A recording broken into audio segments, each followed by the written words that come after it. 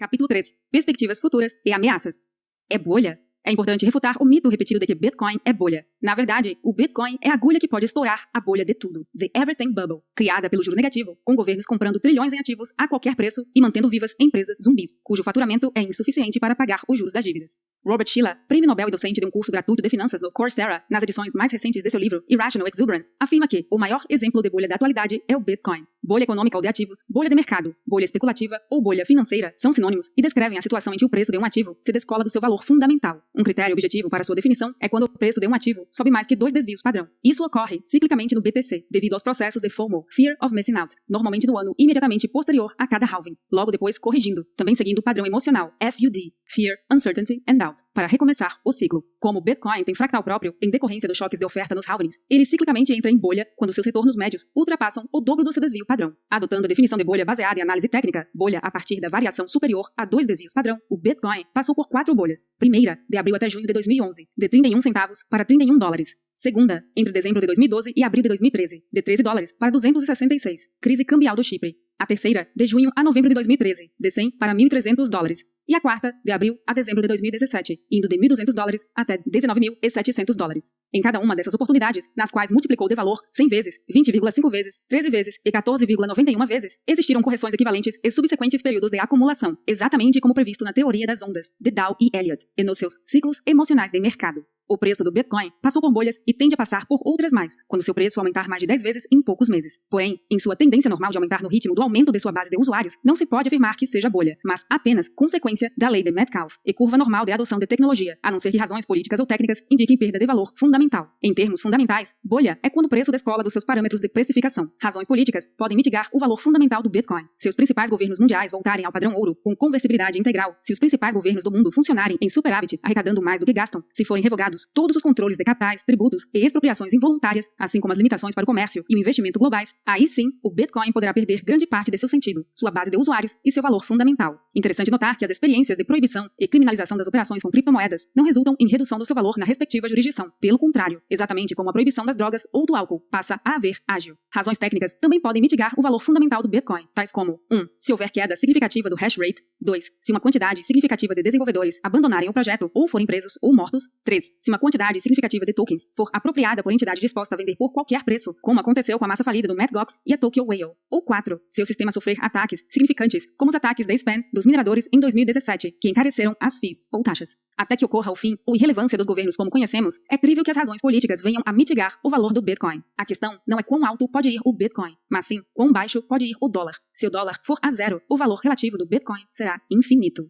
Qual o valor de uso do Bitcoin? Serve para fazer remessas internacionais, independentemente de controles de capitais, para garantir imunidade contra tributos e execuções involuntárias em face de ditaduras e perseguições institucionais, e serve como reserva de valor pseudo-anônima imune à diluição de moedas e de políticas governamentais. Quanto maiores os tributos, quanto mais absurdas as regulações, quanto maior o déficit e maior a dívida pública, quanto mais numerosos forem os embargos e controles de capitais, mais útil será o Bitcoin. É uma hipótese plausível e corrente na comunidade que, se os governos tivessem mantido o padrão ouro com conversibilidade integral, o tamanho dos estados teria permanecido limitado, e provavelmente o Bitcoin nunca teria sido criado, e se fosse, não teria se popularizado. Dessa forma, o Bitcoin foi criado em decorrência do abuso de poder e corrupção extrema dos governos, como repetidamente confirmado por Satoshi até mesmo no bloco Gênese ao escrever o texto The Times, Chancellor on Brink of Second Bailout for Banks. Assim, quanto maior o descontrole e o abuso governamental, maior deve ser o valor fundamental do Bitcoin. O valor das dívidas corporativas globais é exponencial, assim como as limitações quanto às liberdades individuais e a ampla consciência de que o sistema em que vivemos é inevitável, como popularizado por Peter Schiff e Mike Maloney, além de outros expoentes da escola austríaca. É isso que alimenta a tendência exponencial, desde 2010, do valor do Bitcoin. A primeira definição é mais complexa de classificar, pois o valor fundamental do Bitcoin, como de qualquer criptomoeda, é subjetivo e depende de obtenção de dados estimados, e não objetivamente calculados, como número de usuários, velocidade de circulação, proof of brain, captação relativa de cérebros, proof of stake, captação de investidores relevantes, proof of work, capacidade computacional dedicada e até mesmo a qualidade das contribuições no seu repositório e das empresas no seu ecossistema. Há uma série de artigos de alta complexidade sobre o tema. No canal Weinstone no YouTube, há um episódio de 2018 muito didático, explicando a estimativa de $1.200.000 por Bitcoin como valor-alvo, por uma lógica simples. Nos anos anteriores, o aumento no número de carteiras era proporcional ao aumento de preço. Ambos multiplicaram 20 vezes. Então, assumindo como limite de crescimento algo em torno de 2,4 bilhões de usuários, todas as pessoas entre 18 e 64 anos com acesso à internet e a smartphones, o aumento dos atuais 20 milhões para 2,4 bilhões de pessoas ocorreria, seguindo a taxa atual de adoção em 4 a 7 anos. No mesmo canal, a estimativa mais atual é de 12,5 milhões de dólares por Bitcoin em 2031.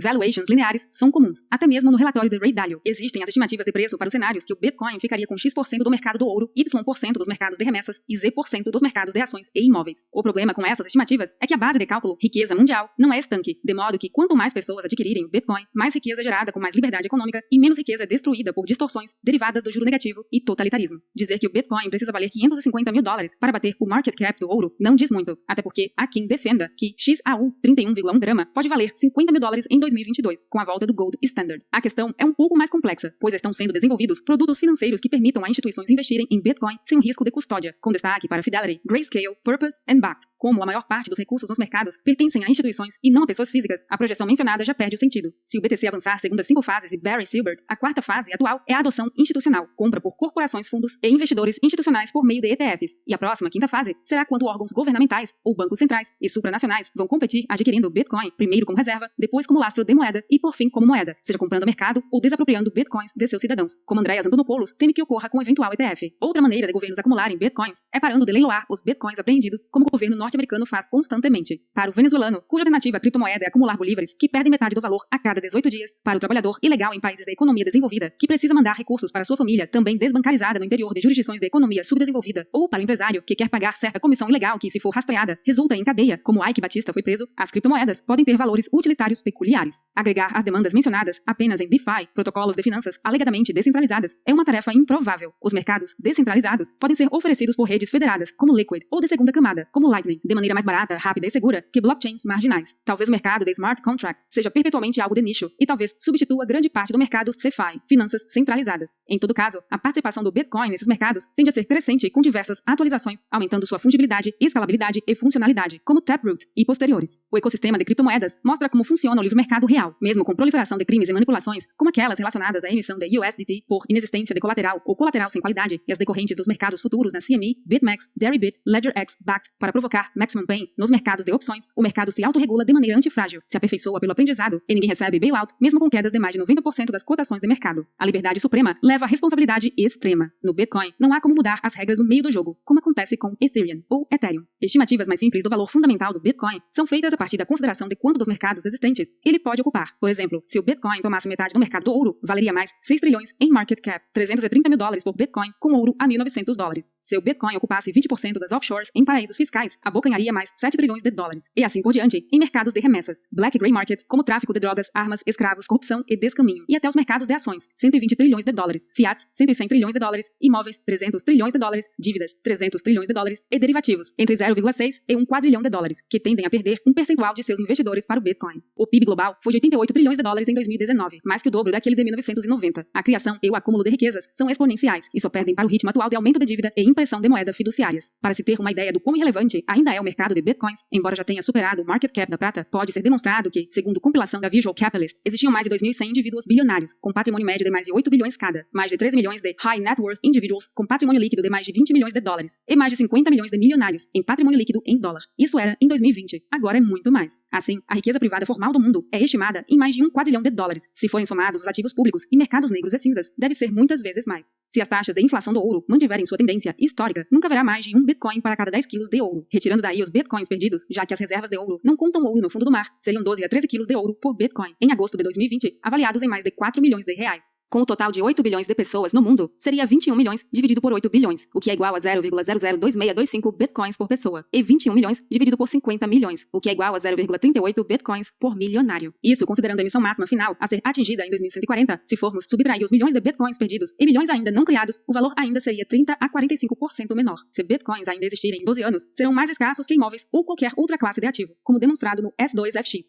São emitidos apenas 900 novos bitcoins por dia. Na era atual, é quase impossível que uma entidade, mesmo governamental, que comece a comprar agora, consiga captar a mercado mais que os 654.885 sob custódia da Grayscale, ou que uma corporação acumule reservas superiores a MicroStrategy, 105.085 bitcoins, e Tesla, 38.300 bitcoins, se os últimos não forem desapropriados ou venderem de maneira relevante. Todo bitcoin tem um preço, mas a maioria deles não está à venda por fiat, mas por liberdade, território soberano, passaportes com isenção perpétua de tributos e realização de sonhos. Se mais de 86% não venderam seus bitcoins na queda em 2018, de $19.500 para menos de $3.500, quantos venderão facilmente quando vier a hiperinflação em fiat? É a minoria intransigente de Taleb. Uma coisa é certa, quando aprenderem a operar criptomoedas, nunca mais petistas precisarão viajar com dólares na cueca, nem amante de presidente levar dezenas de milhões de euros no avião presidencial, nem PMDBista baiano alugar apartamento para servir de depósito de dezenas de milhões de numerário em espécie, e muito menos senador bolsonarista vai precisar ser humilhado com a polícia tirando R$30 mil de seu traseiro com resíduos de fezes. Episódio que deu outra dimensão ao conceito de dinheiro sujo. Também nesse aspecto, o Bitcoin é o dinheiro mais limpo já criado. Se a população do planeta não for agressivamente destruída, nunca existirá nenhum Bitcoin para cada 420 pessoas. Por esses motivos, acredita-se que no futuro, os preços serão expressos em satoshis, se o Bitcoin atingir a fase 5. Há projeções que indicam que, se a taxa de adoção e o aumento de preços exponenciais forem mantidos, em 10 anos, as criptomoedas tenderão a sugar o valor hoje circulando em moeda fiduciária estatal, $100 trilhões em dezembro de 2019. Isso não será o fim das fiat, mas o fim de sua significância. Elas podem continuar existindo, como hoje existem as indústrias de celas e de lampiões, embora sejam objetos obsoletos. A questão é que o Bitcoin, ao valorizar 100 vezes, cria riqueza e propicia negócios e eliminação de perdas como Mel Investments, de modo a aumentar a riqueza total. Existem dois porquês pelos quais o valor do Bitcoin pode subir exponencialmente, ao contrário do valor de ações e de outros ativos limitados a fluxos de caixa de negócio ou bens físicos. Primeiro, a lei de Metcalfe enuncia que o valor de conexão em uma rede é proporcional ao quadrado do número de participantes. Quanto mais pessoas tiverem Bitcoin, mais fácil será encontrar pessoas que o negociem. Quanto mais dinheiro for investido no ecossistema, dado que sua oferta é predeterminada e não pode ser inflacionada, maior o valor que o token pode alcançar. E segundo, sua oferta tem inflação decrescente. Mesmo que a demanda seja constante, a sua oferta marginal é decrescente. Isso sem considerar os Bitcoins perdidos. Também em decorrência da lei de Metcalfe, o valor de tecnologias adotadas geralmente aumenta de maneira exponencial até atingir um platô e estabilizar. Ciclo de hype da tecnologia, Gartner Hype Cycle. O Gartner Hype Cycle é uma metodologia que oferece uma visão de como uma tecnologia ou aplicativo evoluirá ao longo do tempo, fornecendo uma fonte sólida de insights para gerenciar sua implantação dentro do contexto de seus objetivos de negócios específicos. O ciclo fornece uma representação gráfica da introdução, maturidade e aceitação de novas tecnologias. De acordo com alguns analistas Bitcoiners, o Bitcoin pode estar oficialmente entrando no Slope of Enlightenment. A inclinação ou tendência é uma das etapas de um ciclo tecnológico descoberto pela empresa líder em pesquisa e consultoria Gartner, o Gartner Hype Cycle. Com esta ferramenta metodológica, executivos, investidores, traders e pesquisadores possuíram a capacidade de filtrar o ciclo de FUD ou FOMO na adoção de tecnologias. Por isso que é a metodologia que ajuda a entender o processo de maturidade e adoção das inovações. Uma compreensão adequada do ciclo de hype permite que os investidores reduzam e aumentem o risco e aumente lucratividade, operando do lado oposto das falhas emocionais. Essa mesma fonte afirma que o Bitcoin pode ter já passado pelo vale da desilusão e agora estaria entrando na fase do esclarecimento. AXS.